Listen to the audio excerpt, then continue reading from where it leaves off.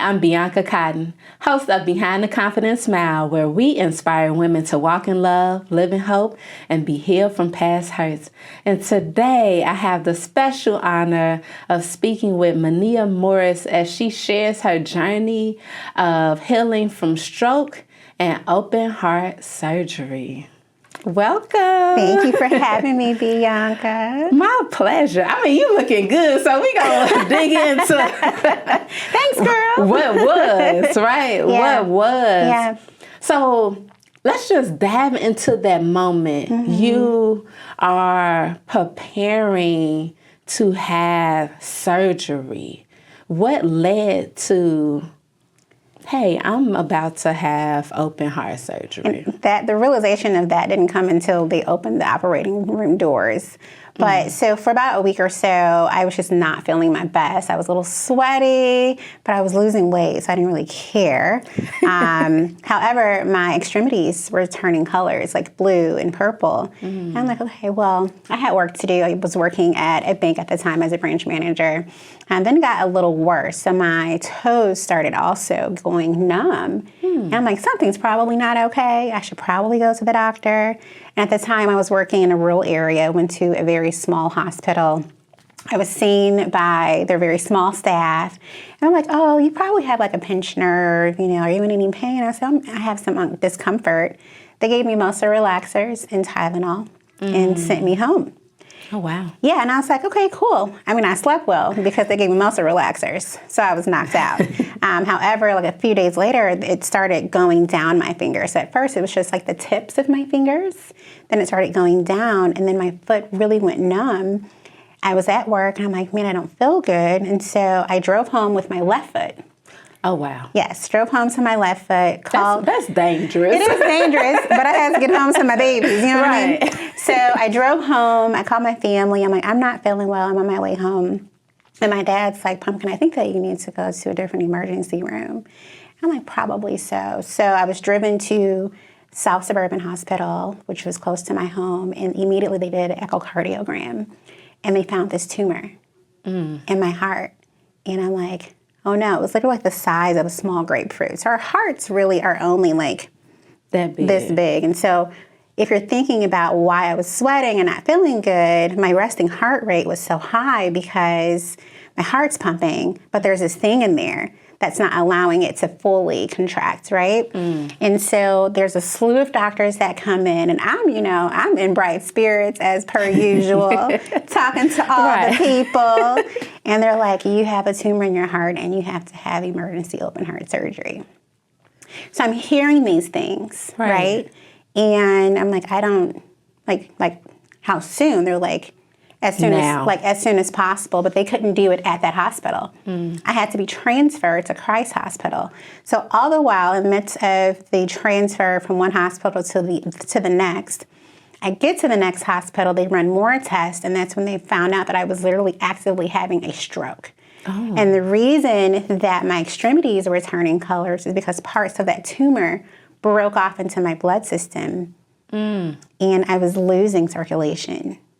And I had right-sided weakness, full-blown by the time, right before surgery. I could not move my right arm or my right leg, full-on stroke. And all I could think about were my babies. Yeah. And so business mind Menia stepped in. I called one of the mothers from our church, and she was like, do you have a trust? Do you have a power of attorney from medical? I was like, I don't. She literally got everything taken care of within like an hour and a half. Made my dad power of attorney for me, made sure that my children would be in trust, because I'm like, what if I die?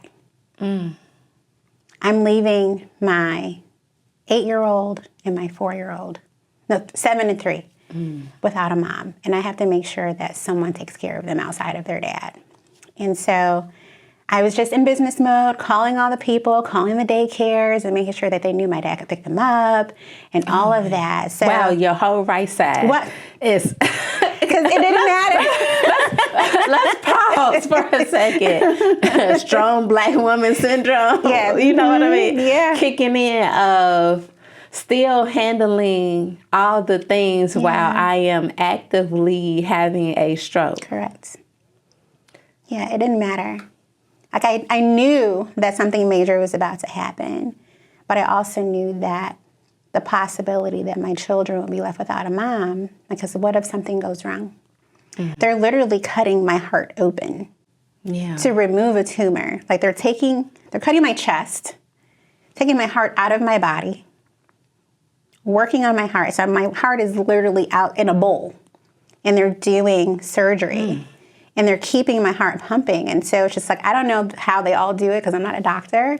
But after I heard how it was done, like I was literally like, y'all just went in there and just scooped it out. How does that work, right? And it was a 12-hour surgery. And I didn't realize the magnitude of what was about to happen. I was on the elevator, the nurses were pushing me in, giving hugs to my family. My mom's just like, she's praying over me, and my kids were hugging me, and I'm like, I'll see you soon. And I'm having a good time singing on my way in there, because I'm like, the joy of the Lord is my strength. And if anything happens, I know I'm going to heaven, right? And so, but it didn't really hit me until that final set of doors. And then I bawled my eyes out, and I'm like, Lord, what is actually happening, right? Yeah. Please don't let me die. I don't want to leave my babies without a mom. And so when I woke up, and it was a long, long, long recovery, but when I woke up and my eyes popped open, I think there's a video somewhere that my friend at the time took a video of me singing. And I was just so grateful. I'm like, God, you did it again. You did it again. No weapon formed against me, no tumor, no stroke shall ever prosper. And here I am today. Wow. So let's journey back. How long ago was that moment? How old were you? I was 32. I had to do the math. I'm 44 now, so it's been 12 years of seeing God's hand again and again and again in my life. And the journey in the hospital was not a quick one. As I mentioned, it was a long recovery process because having a stroke meant that I needed to learn how to write again, how to maintain my eyebrows with my right hand, right? Going through physical therapy, literally being at Christ Hospital for about 5 or 6 weeks. Oh, wow. Without my kids. Inpatient. Every day. 5 or 6 weeks, every day. Learning how to do basic mobility. Basic thing, like go to the bathroom. Yeah. I couldn't get up by myself. I had to be walked with one of those stability belts with a team of CNAs to the bathroom. I couldn't shower by myself.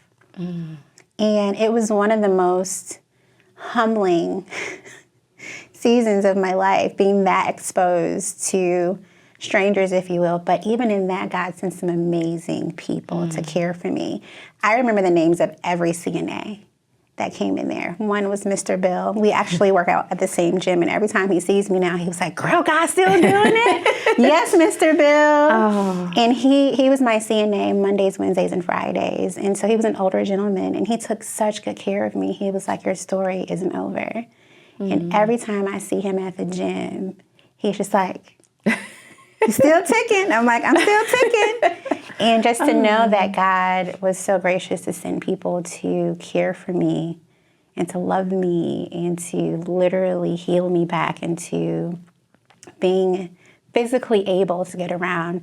I did leave on a walker, so I had outpatients after that because it took me a while to really learn how to walk again because my mind was telling my legs to do the things, right? But it was very difficult. My right leg dragged for about 3 months. Wow. But I had to have a walker to walk. So you are 32 years old. You are on a walker. Your heart was put back in place. Out of a bowl. Is there any tumor that's still floating around in your body? Because you said it broke off. No. So they got all the tumor out. Listen, let me just tell you about the miracle working God that I serve. And so I did have a few like TIAs, and that's basically like little mini strokes after that. And like for about 1.5 years, I would have like residual strokes from the main stroke. One of them happened at church after I led worship. I could feel my face drooping on stage. And at the time, there was a couple that used to sit in the front row all the time. And she knew something was wrong. So I got off stage and it's like, call an ambulance. I think I'm having a stroke. And I was in the hospital for about 5 days. And it was another, like, baby show. They call them TIAs. And after that, though,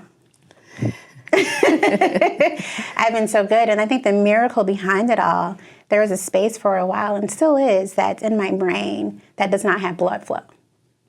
Really? Because what happens with a stroke is that it constricts some of the brain cells, right? Okay. And that's what causes people to not have the ability to talk or use certain parts of their body, because the stroke was so bad that it basically kills a portion of the brain. And so because of that, the function of the body is not 100%. But I serve a God who has allowed me to continue to live, even though there's a portion of my brain on the left side that has no blood flow at all. Wow. That's a miracle. It is a miracle. That's a miracle. It is a miracle. So I feel like my life is a miracle. your life is a miracle. Your life is a miracle. So we talking, you putting a trust together over the phone. Yes. While stroking in a state of emergency, and have a 12-hour surgical procedure, 5 to 6 weeks inpatient physical therapy, had 2 TIAs after that. Like, what would you tell that Menia? Oh, that's such a good question. I would tell her to be present. I think that because of how I was raised, I'm a fixer. And Human doers. yes, and so solutions-based, right? There's a problem, okay? No one panic. It's going to be okay, right? Fix, solve the problem, create a solution. We know what the what is, right? We're not gonna worry about the how. I'm gonna worry about the how. I know the what, but now I have to know the how. I have to know that things will be planned out because I'm a doer. I'm a fixer. Let me restate that. I was a doer and I was a fixer. And so the Lord set me free from being a superhero. I can't save everyone. Sometimes I don't know. And that's okay. It doesn't make me any less strong. It makes me a human being. And so I would tell her to be present with her children versus having phone calls. I would tell her to grieve. I would tell her to be scared. To be immediately scared. Like, don't sugarcoat. Don't cover up with the smile, right? Even though, like, smiling is my absolute favorite, outside of sleep and food. But I had a trauma response most of my life to when I heard bad news or when something tragic would happen. It's okay, the joy of the Lord is my strength. That's true, but be a regular human being and freak out.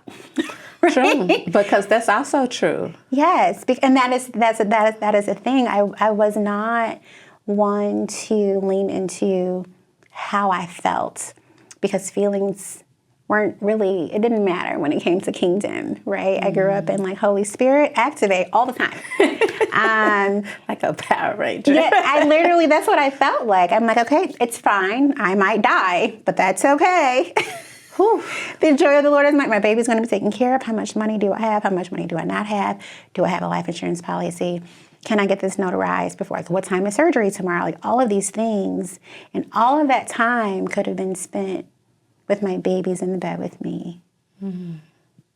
Praying with them, coloring with them, anything but, hold on, baby, mommy's making a phone call.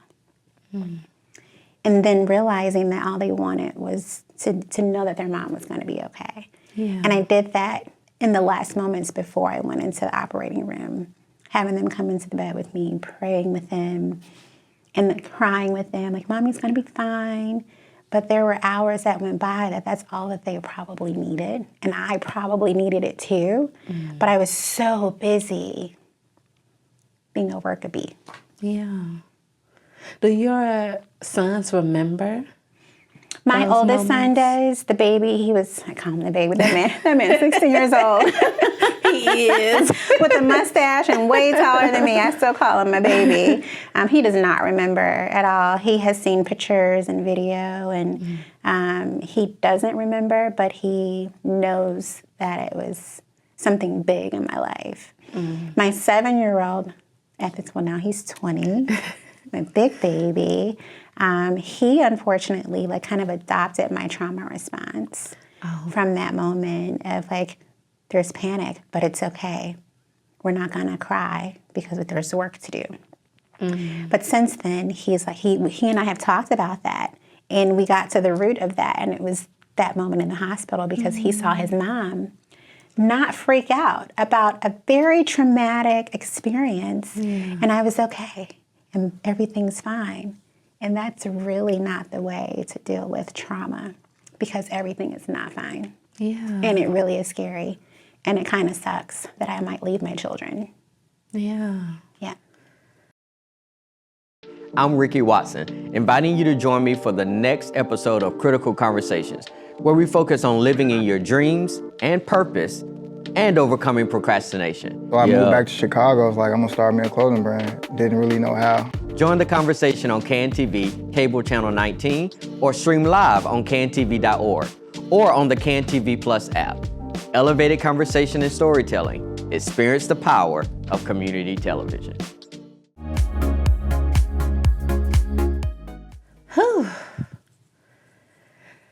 I'm curious about how your parents responded to this news, this sudden. The responsibility that they were going to have taking care of them kids. Because at the time I lived with them. I was divorced, and I lived with my mom and dad. And they were so gracious to let us occupy almost all of their house, because children are everywhere. Oh, they go everywhere. Everywhere. Because I am my father's daughter, we are in work mode. It's going to be fine, pumpkin. Everything's going to be good. I'm going to create a schedule for the boys' pickup time and what time do they eat and what do they not eat. Is there a grocery list? And so I am my father's daughter. Yes. My mom, on the other hand, she is, I feel like she was sent to the earth to heal people. And she cried a lot. And she was just like, you are going to be fine, but you need to cry. She kept saying, I'm like, Mom, good. She's like, okay. I can see her face right now. Okay, and she calls me Cookie. Okay, Cookie. And so she would lay her hand on me every now and again when I was in the hospital bed, and she would just look at me, and she would just start praying. And I'm like, Mom, fine. She was just like, okay, Cookie. She's a woman of very few words. But when she does the okay, Cookie, I'm like... And so right before I went into the OR, my parents, my brothers flew in from Dallas. My babies were there, and they're rolling me back. And my mom, she's handicapped, and she was on her cane.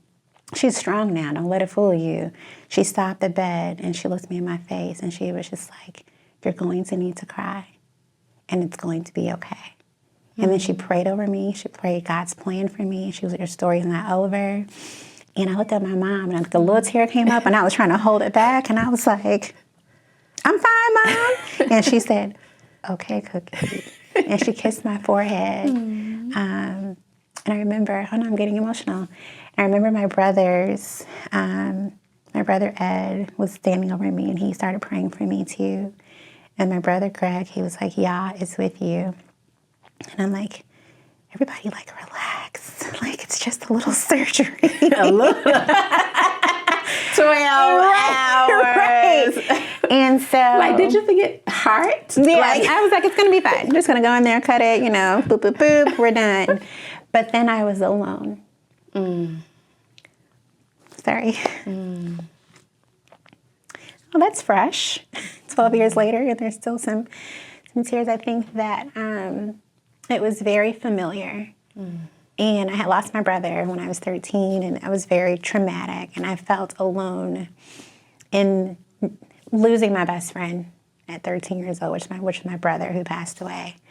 And as soon as I open those doors, I'm surrounded by strangers, and there's sounds, and there's beeping, and they're like, okay, Menia, we're going to hook you up, and this is how it's going to go. And you're laying there on this flat table, right? And they're telling you not to be nervous. And I'm just like, Okay, like I am though. and that was the moment that I realized, like, this is real. God, please don't let me die. Sorry. It's okay. Yeah. Yeah, God, please don't let me die. And when I woke up, I was like, oh, good. I'm back. Good job, Lord. Thank you so much. But I felt God's presence with me right before, like, I don't remember, how long it was for the anesthesia to kick in, but I felt warmth. I felt in a very cold room. I'm like, I know that you're with me, Lord. And I'm pretty sure I cried all the way until I was knocked out. But just knowing that, even though I felt alone, I knew that I wasn't alone because God was with me. And I'm like, Lord, we have been through it all. And if this is the way, like, I know I'm going to see you. So either way, if I live, awesome. If I die, that means I get to see your face. That means I get to be with you. That means I get to trust you with my babies. And that you'll take care of them. Sorry. But just like the thought of leaving my children. Yeah. Yeah. Whew. So when you think about this very pivotal moment in your life, how did that impact your self-confidence? That's a great question. I think that I didn't realize that I lacked self-confidence until I didn't know how to do what I thought I knew how to do, like physically. There was moments of being angry when I was in physical therapy because I'm like, I'm stronger than this. I have been through too much to let a silly little stroke hold me back. And I dealt with a lot of pride. The Lord has to deal with my heart, like my literal emotional heart, with pride that I had. But I think years after, I can confidently say that my faith is what makes me confident. Not anything that I do, which I think I'm a pretty cool person. I think you are too. But my faith is my confidence. I think the Lord's hand in my life is what makes me confident. And I know that without him, I literally cannot do anything. Like, I literally could not walk without the Lord. I could not walk without him creating the CNAs and letting them decide to work at this hospital, to then be assigned to me to teach me how to do these things. Like, it was all ordained by God. Faith to know that he has a plan out of it all. He has a story, and it's not about me. It's about him getting the glory, because I think that in my mind, I saw miracles happen growing up. People like being set free and delivered.